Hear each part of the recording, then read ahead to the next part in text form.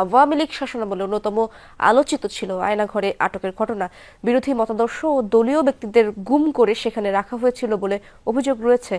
এ নিয়ে আরো খবরাখবর জানবো আমার সহকর্মী আশিক মাহমুদের সাথে এ ব্যাপারে আলোচনা করতে চাই।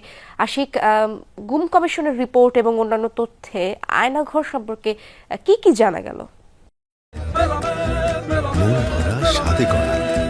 New Dairy, excellence in quality. Israt, গুম কমিশনার যে পূর্ণাঙ্গ রিপোর্ট আছে সেই রিপোর্টে আয়নাঘর সম্পর্কে কিন্তু বিস্তারিত তথ্য এসেছে।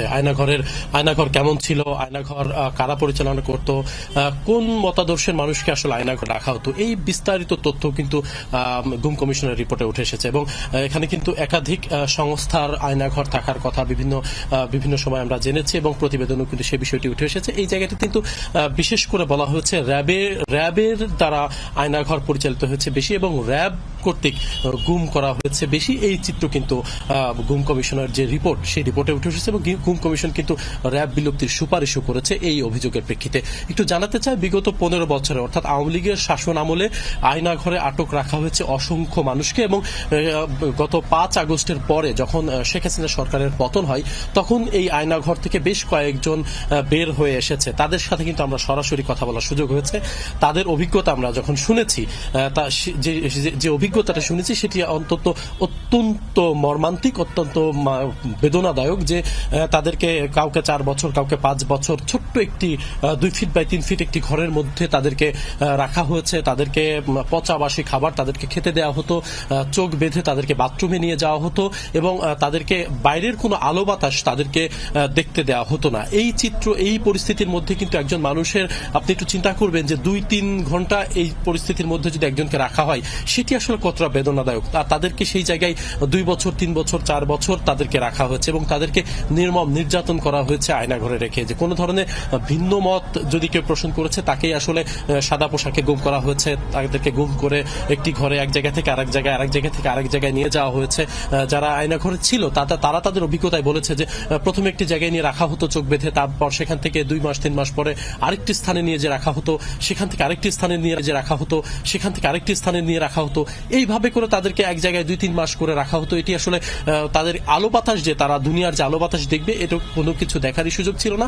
ভিতরে খুব একটা শব্দও তারা পেত না। এবং প্রত্যেকের বর্ণনায় একটি জিনিস তখন উঠে এসেছিল যে তারা বলছেন যে তারা বিমান উঠানামার শব্দ শুনতে পেত, ট্রেন যাচ্ছে এই শব্দগুলো শুনতে পেত।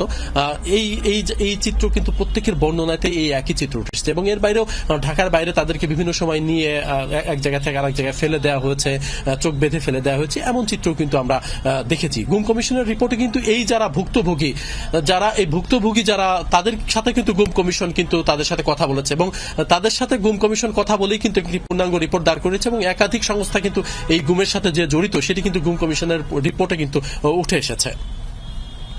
আশিক, আপনি যেমনটা জানাচ্ছিলেন, যারা ভুক্তভোগী তাদের সাথে আপনার কথা হয়েছে, আমাদের সহকর্মী যারা তাদেরও কথা হয়েছে, তাদের অভিজ্ঞতা আমরা শুনেছি। কারা কারা এই নেক্কারজনক ঘটনার সাথে যুক্ত ছিলেন, কোন বাহিনী বা প্রতিষ্ঠান, এ ব্যাপারে কিছু জানা গেল কিনা?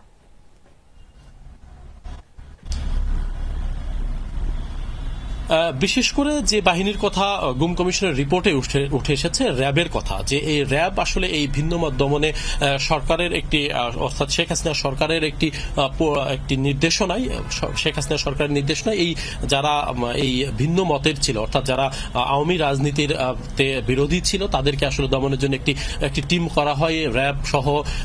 এবং বিশেষ যে বাহিনী আছে অর্থাৎ ডিজিএফআই এর বিরুদ্ধেও কিন্তু এই অভিযোগ এসেছে, সেখানেও আয়নাঘর ছিল, সেখানেও দীর্ঘদিন মানুষকে আটক থাকতে হয়েছে। এর বাইরেও সিটিটিসিতে আয়নাঘর ছিল এবং সিটিটিসির একটি সংস্থা, তারা কিন্তু বিভিন্ন সময় জঙ্গিবাদের তকমা দিয়ে অনেককেই নিয়ে সেই আয়নাঘরে আটক রেখেছে 3 মাস 4 মাস পর এবং তারপরে অনেকেই তাদের সাথে বন্দুকযুদ্ধে নিহত হয়েছে, এমন ঘটনাও কিন্তু দেখেছি। এবং এই গুম কমিশনের যে রিপোর্ট, সেই রিপোর্টে কিন্তু এই সংস্থাগুলোর কথাও কিন্তু বলা হয়েছে যে সিটিটিসি, র্যাব, ডিবি এবং সাদা পোশাক এবং ডিজিএফআই এবং সব মিলে এই বিভিন্ন ধরনের যে বেশ কয়েকটি যে সংস্থা রয়েছে তাদের বিরুদ্ধে এই অভিযোগগুলোই বেশি এসেছে। তারাই মূলত একটি নির্দিষ্ট কিছু ব্যক্তি, অর্থাৎ নির্দিষ্ট কিছু ব্যক্তি তাদের একটি প্রত্যক্ষ মদদে এবং তারা একটি টিম করে এই কাজগুলো করেছে। এবং এর মধ্যে কিন্তু এখনো অনেকেরই হদিস মেলেনি। এখনো প্রায় আমাদের কাছে যে তথ্য আছে প্রায় 150 থেকে 200 মানুষ এখনো কিন্তু নিখোঁজ আছে। তাদের ভাগ্যে কি ঘটেছে সেটি কিন্তু পরিবারের সদস্যরা এখনো জানে না। ইশরাত। আশিক, অনেক ধন্যবাদ আমাদের সাথে যুক্ত হবার জন্য।